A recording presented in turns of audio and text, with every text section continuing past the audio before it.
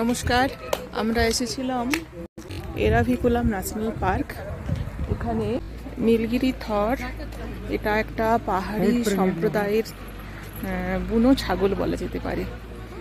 তো আমরা এখানে কেরালা ট্যুরিজমের ফরেস্ট ডিপার্টমেন্ট থেকে বাস আছে, বুকিং পার হেড 200 টাকা।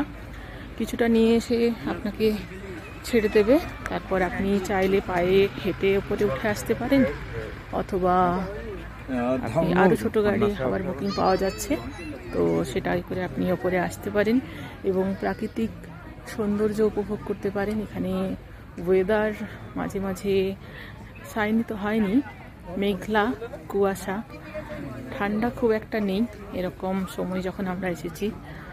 তো আমরা বেশ কয়েকটা নীলগিরি থরের দেখা সাক্ষাৎ পেয়েছি, যেটা